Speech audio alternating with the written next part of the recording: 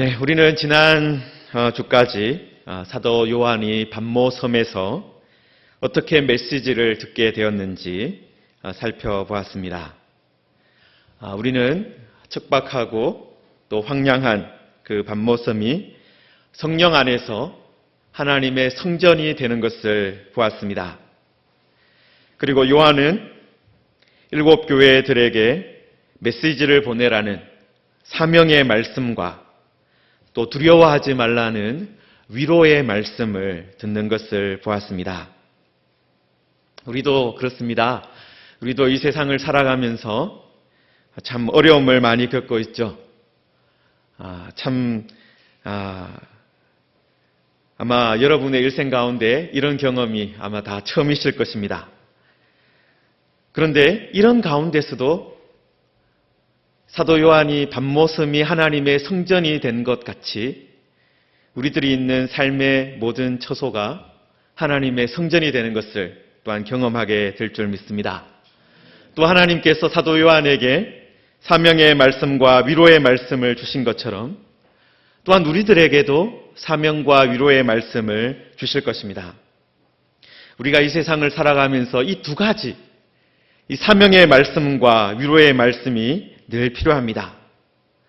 사명의 말씀이 없으면 어떻습니까? 우리가 이 세상에서 어떤 목표를 가지고 어떤 비전을 가지고 살아가야 할지 모르게 됩니다. 그런데 또 위로의 말씀이 없으면 어떻습니까? 이 큰 파도처럼 닥쳐오는 환난을 감당할 수 없게 되는 것입니다. 감사한 것은 성경이 계속해서 끊임없이 우리에게 이 두 가지 말씀을 주신다라는 것입니다. 하나님께서 우리를 너무나도 잘 아시기 때문에 그렇습니다. 그리고 또 가만히 보면 어떤 것이 있습니까? 위로의 말씀 속에 사명의 말씀이 들어있습니다. 또 사명의 말씀 속에도 위로의 말씀이 포함되어 있는 것을 보게 됩니다. 7 교회에 편지를 보내라는 이 사명의 말씀을 받은 사도 요한은 자신이 보고 들은 것을 아주 충실하게 기록을 했습니다. 오늘 우리는 그 첫 번째 교회, 에베소 교회에 주신 말씀을 읽었습니다. 그런데 내용을 보시면 어떻습니까? 칭찬의 말씀도 있고 책망의 말씀도 있는 것을 볼 수가 있습니다. 자, 그런데 오늘 이 말씀 1절에 보시면 이 편지를 누가 받았습니까? 에베소 교회의 사자가 받았죠. 여러분, 그 당시에 대부분의 사람들이 문맹이었습니다. 글자를 보아도 글을 읽을 수 없는 사람들이 대부분이었습니다. 그러니까 앞에서 이 편지를 읽어주는 사람이 어떻습니까? 마음을 먹은 대로 이걸 읽어줄 수가 있는 거예요. 그러니까 선택적으로 할 수도 있다라는 거예요. 전달할 수도 있다는 거예요. 에베소 교회의 사자에게 어떤 유혹이 있었겠습니까? 칭찬만 소개하고 책망은 건너뛰거나 축소하고 싶은 그런 유혹이 있었을 것입니다. 괜히 성도들을 힘들게 할 필요가 뭐가 있느냐? 책망의 말씀 나만 알고 있다가 조금씩 이야기해주면 되겠지. 칭찬은 고래도 춤추게 한다는데 괜히 마음을 상망을 해서 괜히 성도들 마음을 상하게 할 것이 무엇이냐? 그렇게 생각하고 선택적으로 말씀을 읽어줄 수도 있다라는 것입니다. 그런데 우리가 명심해야 할 것이 무엇입니까? 하나님의 말씀을 가감해서는 절대로 안 된다라는 것입니다. 하나님의 처방전을 제대로 들어야 한다는 것입니다. 여러분, 병원에 가면 의사 선생님이, 물론 병원에 간다는 것은 어떤 것이겠습니까? 우리가 몸이 좀 불편해서 간다라는 것을 의미하겠죠? 우리가 그렇게 해서 병원을 가면 의사 선생님이 우리를 진단을 하고 문제가 있으면 어떤 말씀을 해주십니까? 우리가 해야 할 것과 하지 말아야 할 것을 보통 말씀해 주십니다. 병이 낫기 위해서 꼭 해야 되는 것은 어떤 것입니까? 만약에 약이 처방되었다면 약은 꼭 먹어야 되는 것이죠. 그런데 약만 처방해 주는 것이 아니라 어떤 말씀을 해 주십니까? 그 약을 먹을 동안에, 이 병이 걸려 있는 동안에 하지 말아야 할 것들 말씀해 주십니다.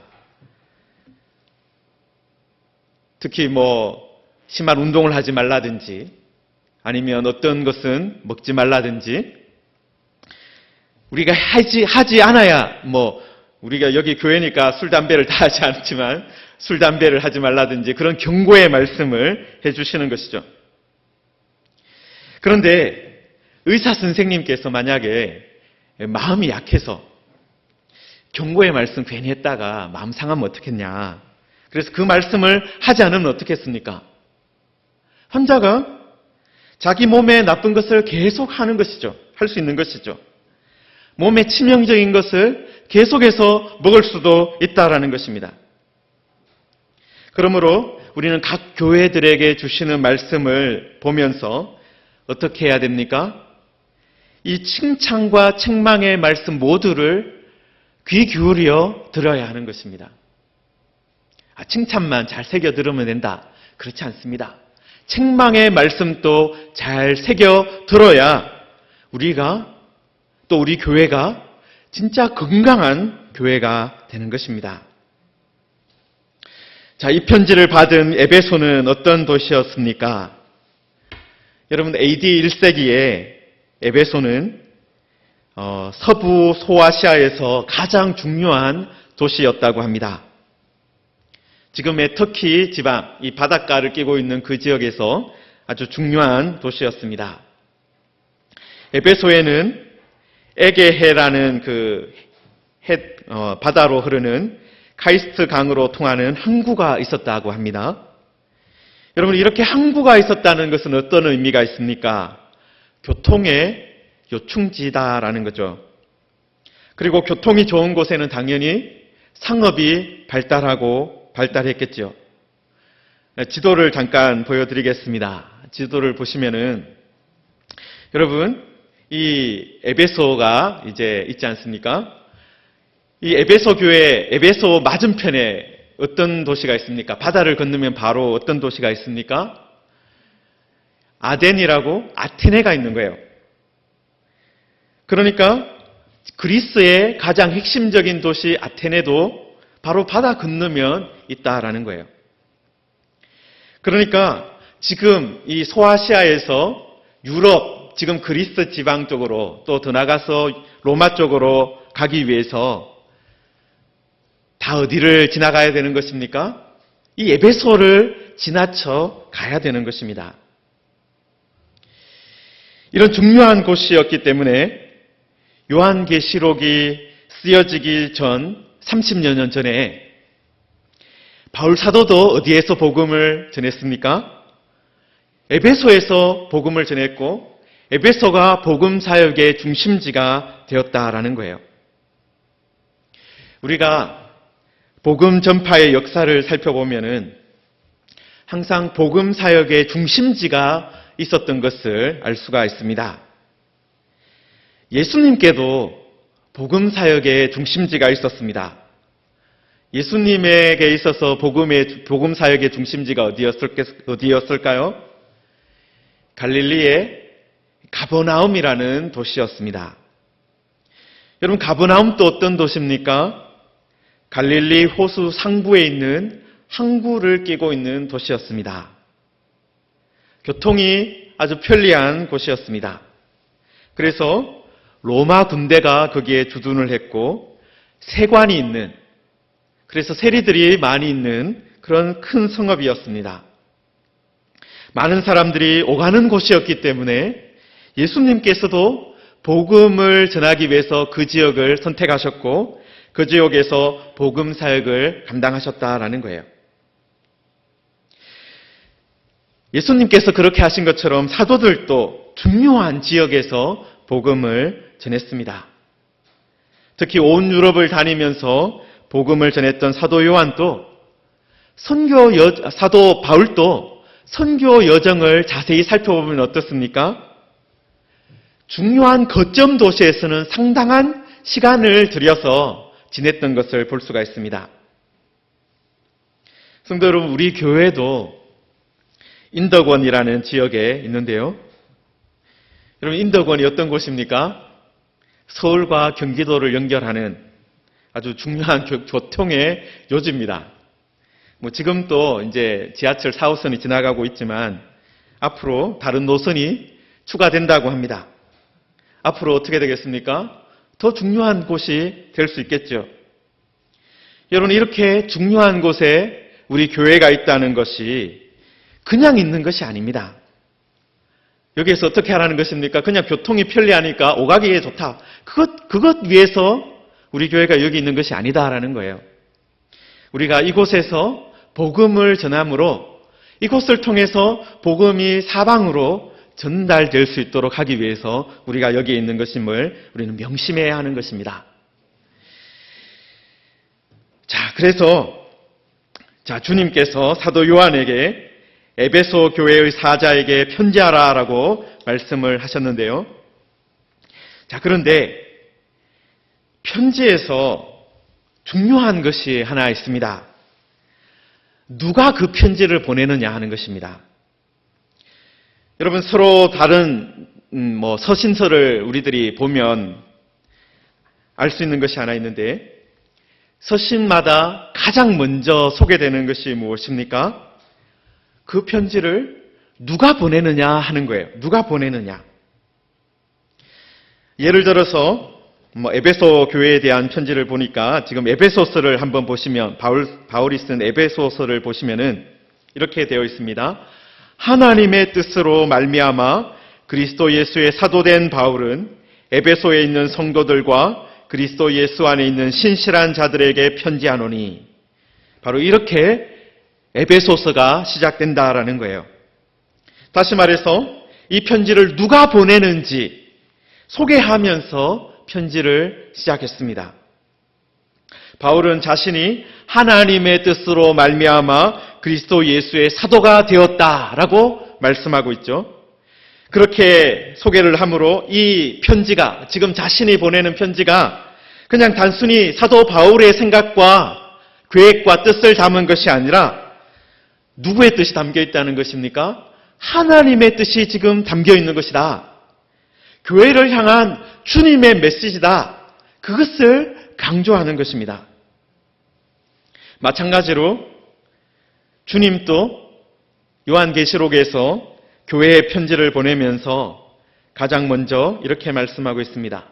오른손에 있는 7별을 붙잡고 7 금촛대 사이를 거니시는 이가 이르시되, 주님을 소개하는 것이죠. 편지를 보내는 주님이 어떤 분인지를 소개하고 있는 것입니다. 그런데 이 말씀 보시면 다 이 말씀이 어디서 나온 것입니까? 이미 요한계시록 1장에서 주님을 소개하면서 다 나온 말씀이에요. 다시 말해서 반모섬에서 사도 요한에게 나타나셔서 말씀하셨던 그분, 바로 그분이 사도 요한에게 위로와 소명의 말씀을 주셨던 바로 그분이 에베소 교회에도 말씀하고 있다라는 것입니다.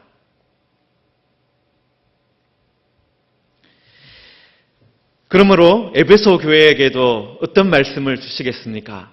에베소 교회도 당연히 위로의 말씀과 소명의 말씀을 주시는 것입니다. 그리고 자신을 소개하면서 예수님께서 오른손에 7별을 붙잡고 있다라고 말씀하셨는데, 여러분, 이것은 비유적인 표현이죠. 여러분, 오른손은 보통 어떤 손입니까? 가장 강한 쪽을 말하는 것입니다. 그러므로 가장 강한 손으로, 가장 힘 있는 손으로 7별을 아주 단단히 붙들고 있다라는 거예요. 주님이 붙들고 있다는 것은 주님이 주도하고 계시다라는 그 말씀을 하시는 것입니다. 1장 20절에서 7별이 7교회의 사자들이다라고 말씀했는데, 하늘로 승천하신 주님을 대신해서 교회에서 메시지를 전하는 자들을 말하는 것입니다. 주님은 지금 또 각 교회의 사자들에게 메시지를 주심으로 그 메시지를 통해서 일하고 계시고 그 사자들을 붙들고 계시다라는 거예요. 주님은 말씀으로 교회를 어떻게 하고 있다는 것입니까? 교회를 다스리고 계시다라는 것입니다. 성도 여러분, 우리들이 성경을 읽고 또 배우다 보면 발견할 수 있는 것이 있습니다. 그것은 하나님이 말씀하시는 분이다라는 거예요. 그리고 하나님은 말씀하심으로 온 세상을 만드셨을 뿐만 아니라 말씀으로 사람을 세우기도 하시고 또 넘어지게도 하신다라는 거예요. 그리고 민족들과 나라들도 세우기도 하시고 또 무너뜨리기도 하신다라는 것입니다. 그러므로 우리에게 가장 중요한 것이 무엇입니까? 하나님의 메시지를 듣는 것입니다. 왜냐하면 하나님은 예전에도 그리고 지금도 말씀하시는 하나님이고 그 하나님이 하시는 말씀에 개인과 나라와 모든 것에 흥망성쇠가 달려있기 때문입니다. 그럼 말씀하시는 주님께서 교회의 사자들을 붙들고 계시다라는 거예요. 그리고 그 주님께서 7 교회, 7 촛대 사이를 거니시는 이라고 말씀합니다. 1장 20절에서 보았듯이 7금 촛대는 7 교회를 상징합니다. 그런데 주님께서 말씀하시는 그 사자들을 붙들고 있을 뿐만 아니라 그 7금 촛대 사이를 거니신다라고 말씀하고 있습니다. 여러분, 우리말에는 촛대라고 되어 있지만 정확하게 말하면 등잔대죠. 등잔불입니다. 여러분, 촛대라고 생각하면 어떻습니까? 거기에 초가 꽂혀 있겠죠? 초는 보통 어떻습니까? 한번 불을 켜놓으면 초가 다 녹을 때까지 계속해서 탑니다. 그런데 등잔불은 어떻습니까? 등잔불을 사용해 주신 분들은 아실 것이고 저도 미국에 있으면서 괜히 멋있어 보여서 등잔을 사서 사용해 본 적이 있었는데요. 여러분, 등잔불을 계속해서 밝히려면 어떻게 해야 됩니까? 기름을 계속해서 공급해 줘야 됩니다. 그리고 기름만 공급해 주는 것이 아니라 심지도 어떻게 해줘야 됩니까? 심지도 때로는 그것을 이렇게 잘라주거나 골라주어야 됩니다. 그렇지 않으면 이 기름이 너무 많이 나와서 사용할 수도 없고 또 금방 불이 꺼져버려요. 우리 주님께서 7 금촛대 사이로 다니신다라는 것은 어떤 의미겠습니까? 왜 주님께서 촛대들 사이를 다니시겠습니까?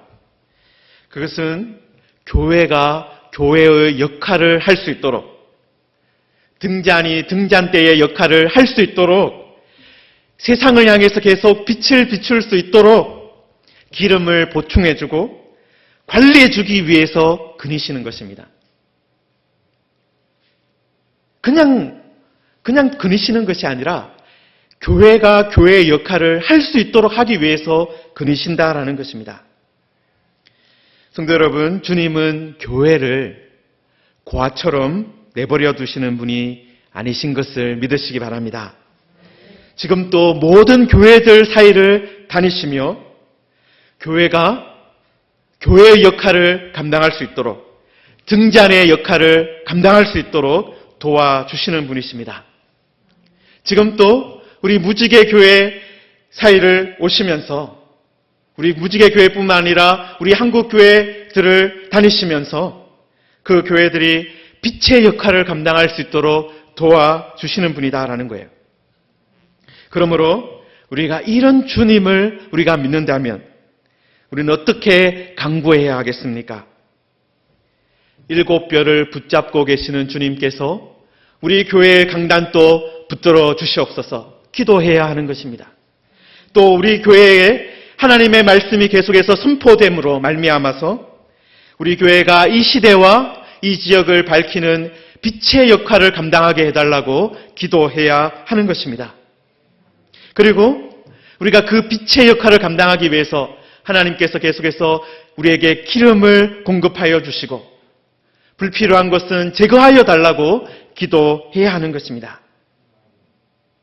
그래서 우리 무지개 교회가 또 이 무지개 교회 강단이 이런 사명을 잘 감당할 수 있도록 기도해 주시기 바랍니다. 여러분 2절에 보시면은요, 그 주님께서 7뼈를 붙잡고 계시고 7 촛대 사이를 그니시는 분이 내가 내 행위와 내 수고를 알고 라고 말씀하고 계십니다. 주님께서 에베소 교회의 행위와 수고와 인내를 안다라고 말씀하셨어요. 여러분 원어 성경에는 어떤 말이 가장 먼저 나와 있겠습니까? 어순이 반대라고 생각하시면 되잖아요. 안다라는 말이 제일 먼저 나옵니다. 내가 안다.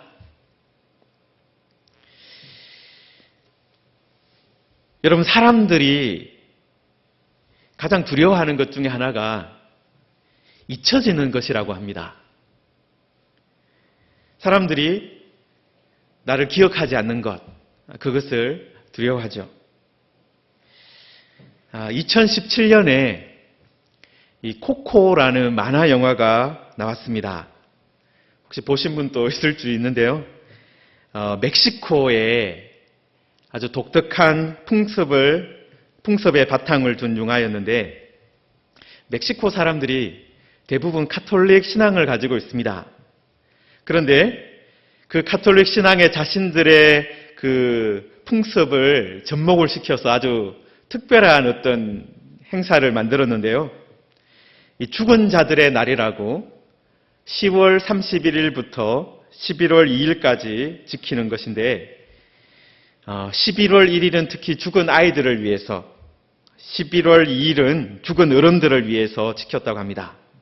그런데 이때 가정에 제단을 차리고 사진들을 다 모아놓는 거예요. 죽은 사람들의 사진들을 모아놓고, 또 무덤에서부터 그 집까지 꽃을 뿌려놓습니다. 꽃길을 만들어서. 그렇게 하면 어떻게 된다는 거예요? 1년에 한 번씩 죽은 자들이 자기 집에 와서 이렇게 시간을 보낸다라는 거예요. 그런데 중요한 것이 뭐냐면은 살아있는 사람 중에 누군가가 그 사람을 기억하고 있어야 이 세상으로 올 수 있다라는 거예요. 기억하고 있어야 올 수 있다. 그건 이제 성경적인 것이 아니라 멕시코 사람들의 풍습입니다. 이걸 보면 무엇을 알 수 있습니까? 죽었어도 누군가가 자신을 기억해 주기를 바란다라는 그런 간절함을 그 풍습 속에 담고 있는 것이죠. 그래서 영화의 주제곡도 뭐냐면요, 제목이 Remember Me입니다. 날 기억해 줘. 여러분, 그런데 사람들은 어떻습니까? 사랑하는 사람도 시간이 지나면 잊혀지지요. 사정이 바빠서 잊어버리기도 하고 또 너무 오래되어서 잊어버리기도 합니다. 그런데 감사한 것은 우리 주님은 어떤 분이라는 거예요? 아시는 분이다라는 거예요. 아는 분이다라는 거예요. 잊어버리는 분이 아니라 아시는 분이 우리 주님이다라는 거예요.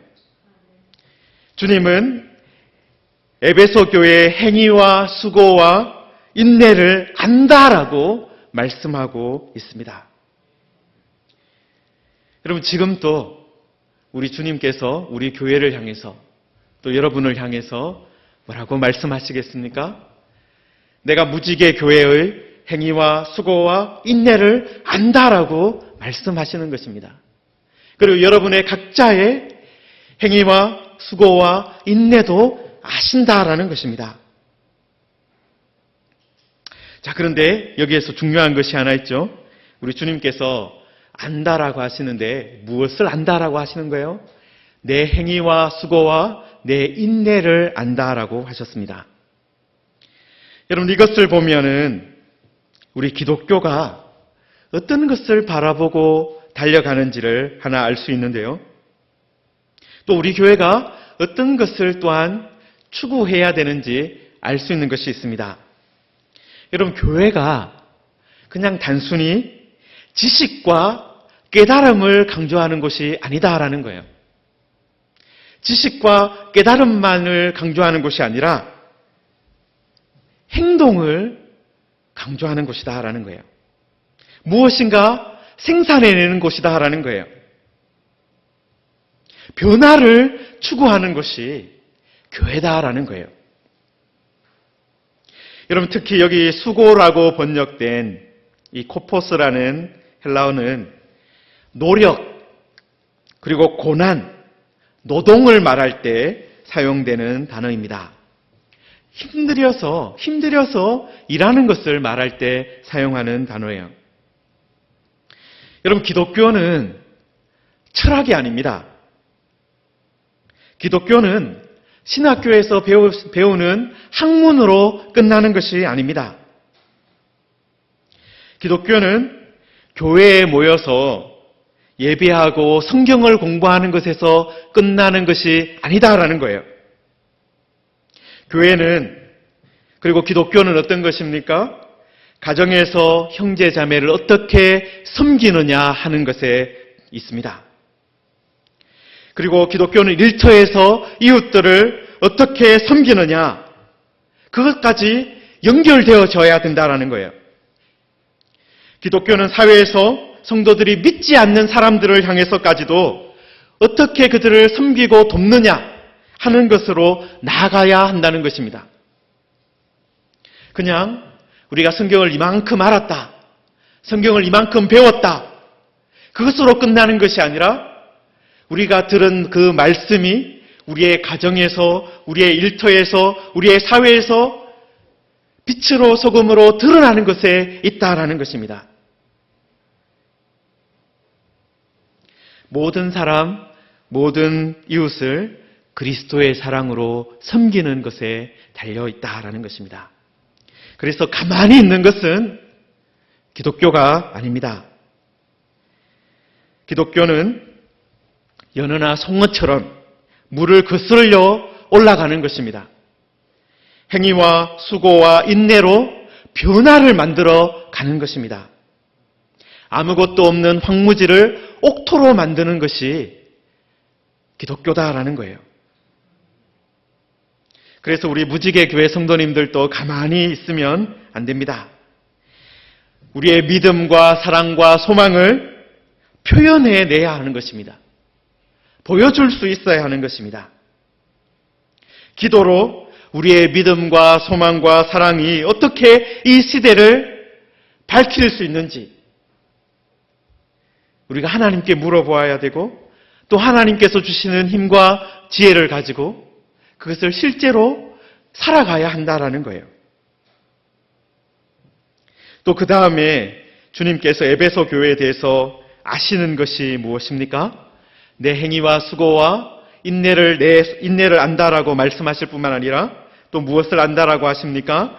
악한 자들을 용납하지 아니한 것과 자칭 사도라 하되 아닌 자들을 시험하여 그의 거짓된 것을 내가 드러낸 것을 안다라고 말씀하시는 거예요. 여러분, 악한 자들을 용납하지 아니하는 것, 상당히 중요한 거예요. 여러분, 용납하다라는 이 말이요, 헬라어로는 바스티조라는 이 동사인데, 이 들어준다, 뭔가를 이렇게 들어준다, 그리고 짊어진다, 그것을 표현하는 그런 단어입니다. 다시 말해서 악한 자들이 승승장구하도록 놔두는 것이 아니라 어떻게 한다는 거예요? 그것에 저항하고 그들의 악한 행위가 받아들여지지 않도록 일을 한다라는 것을 막는다라는 그것을 의미하는 것입니다. 성도 여러분, 우리 성도들이 들어야 하는, 들어주어야 하는, 말로 듣는다는 것이 아니라 무엇인가 이거 들어야 하는, 그리고 짊어져야 하는 것이 있습니다. 선한 사람들이 선한 일을 하다가 어려움을 겪고 있을 때 그들의 짐은 들어주고 짊어져 주어야 합니다. 그러나 악한 자들이 악한 일을 계획하고 또 잘못한 일을 할 때 그것을 어떻게 해줘야 되는 거예요? 그것은 절대로 받아주면 안 된다는 것입니다. 같이 짊어져 주면 안 된다는 거예요. 그것은 절대로 용납해주면 안 된다라는 것입니다. 악한 일에 대해서는 봐주면 안 된다라는 것입니다. 우리 개혁교회가 이런 저항 정신은 있어야 되는 거예요. 악한 일에 대해서는, 악한 자들이 꾸미는 일에 대해서는 저항하고 부딪혀야 하는 것입니다. 특히 여기에 보시면 악한 자들에 대해서, 악의 씨를 뿌리는 자들에 대해서, 거짓과 가짜에 대해서 우리가 저항해야 하는 것입니다. 우리 사회가 이게 정보들이 아주 많은 사회가 되었습니다. 인터넷이 발달하면서 온갖 정보들이 우리 귀에 또 우리 눈에 들어오고 있는 시대를 살고 있습니다. 그래서 전염병이 이렇게 감염증이 돌 때를 이렇게 전 세계적으로 돌 때 팬데믹 이렇게 말을 하는 것처럼 정보가 너무 많이 있어서 이렇게 혼란이 올 때를 인포데믹이라고 그런 말도 나왔다 하더라고요. 우리들도 정보가 너무 많은 시대를 살아가고 있는데, 그런데 여러분 요즘에 8시나 9시에 뉴스를 보시면 꼭 하는 것이 무엇입니까? 어떤 뉴스는 팩트 체크 그러면서 하기도 하고 하는데, 그 정보 중에 가짜가 있다. 어떤 것이 잘못된 것인가? 그런 것을 체크해주는 그런 뉴스도 하는 것을 보게 됩니다. 여러분, 지금도 마귀는 이런 교회에도 그렇고 사회에도 그렇고 가짜를, 잘못된 것을 교묘하게 섞어서, 진짜와 좀 섞어서 흘려보내고 있어요. 그래서 우리들도 자칫 잘못하면 어떻게 됩니까? 이 가짜에 넘어가는 것입니다. 여러분, 성경은 요한계시록에 우리 에베소 교회가 하나 칭찬받은 것 중에 하나가 무엇이에요? 악한 자들을 용납하지 않은 것. 악한 자들의 그 거짓과 가짜에 넘어가지 않은 것입니다. 그것에 참여하지 않은 것입니다. 그것을 같이 들어주지 않은 것입니다. 성도 여러분, 우리 교회도 하나님의 말씀에 중심을 두고 잘못된 것, 거짓된 것을 분별할 수 있는 그런 지혜를 얻는 우리들 되어야 할 것입니다. 자, 그리고 그 다음에 또 한 가지 칭찬을 어떤가 하셨습니까? 자칭 사도라 하되 아닌 자들을 시험하여 그의 거짓된 것을 내가 드러낸 것입니다. 여러분, 자칭 사도라 말할 정도면 얼마나 큰 능력과 또 권위가 있는 것처럼 보였겠습니까? 내가 하나님께 보냄받았다. 내가 주님께 보냄받았다. 그렇게 큰 소리를 칠 정도라면 쉽게 상대할 수 있는 사람이 아니었을 것입니다. 여러분, 어떤 사람이 괜히 아무것도 아닌 사람이지만 이 자리에 와가지고 어젯밤에 주님께서 나에게 말씀하셨다. 그러면 괜히 조심스럽게 되는 것이 우리들의 마음입니다. 여러분, 어떤 사람이 내가 주님께 보냄받았다라고 말하면 다들 우리가 마음이 조금 위축될 수 있어요. 그런데 에베소 교회는 어떻습니까? 자칭 사도라 하는 그런 사람들이라 하더라도 그들을 시험하여 그의 거짓된 것을 드러내었다라는 거예요. 이렇게 에베소 교회는 권위를 주장하는 자들의 가르침을 잘 보았고 또 그것을 분별해낼 수 있었습니다. 그런데 에베소 교회가 이 거짓 사도들을 분별해낼 수 있었던 그 이유가 어디에 있었을까요? 제 생각에는 에베소 교회가 그들의 행위와 수고와 인내를 살펴보았기 때문입니다. 거짓 사도들의 번지르르한 말에 넘어가는 것이 아니라 그들의 행위와 수고와 인내를 제대로 보았기 때문에 그것을 분별해 낼 수 있었습니다. 성도 여러분, 여러분들도 이 강단에서 말하는 사람들의 말만 보는 것이 아니라 듣는 것이 아니라 그분들의 행위와 섬김과 수고를 잘 보시기를 바랍니다. 맹목적으로 따라가면 안 돼요. 그분이 말하는 대로 행하고 있는지, 섬기고 있는지, 수고하고 있는지, 그것을 살펴보아야 합니다. 여러분, 거짓 사도들의 지금 또 우리 주변에 많은 교회들이 있어요. 그런데 여러분, 많은 교회들이 있지만 하나님의 교회라고 불리는 데도 있고 새하늘과 새 땅이라고 불리는 곳도 있고 많은 좋은 이름으로 불리는 그런 곳들이 있지만 어떻습니까? 그런 많은 곳에서 잘못된 가르침이 전달되는 것을 보게 됩니다.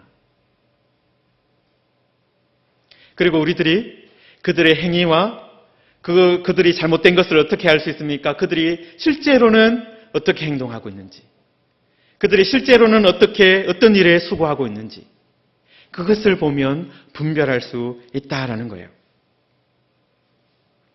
오늘은 여기까지 말씀을 전하겠습니다. 오늘 우리가 이 말씀을 통해서 우리가 배운 주님은 어떤 분이십니까? 우리를 아시는 분이십니다. 그리고 우리의 강단과 교회를 지켜주시고 붙들어 주시는 분이십니다. 우리 교회가 빛의 역할, 소금의 역할을 감당할 수 있도록 우리 교회 사회를 거니시는 분이십니다. 그리고 주님은 어떤 분이십니까? 에베소 교회의 행위와 수고와 인내를 아시는 분이십니다. 그러므로 당연히 우리 무지개 교회의 행위와 수고와 인내도 아시는 분이십니다. 그래서 우리 교회도 이 시대에 가만히 있는 그런 성도들 교회가 되는 것이 아니라 세상을 향해서 빛을 밝히는 교회가 되기를 소망합니다. 세상을 섬기는 행위와 수고와 인내가 있는 교회가 되기를 소망합니다.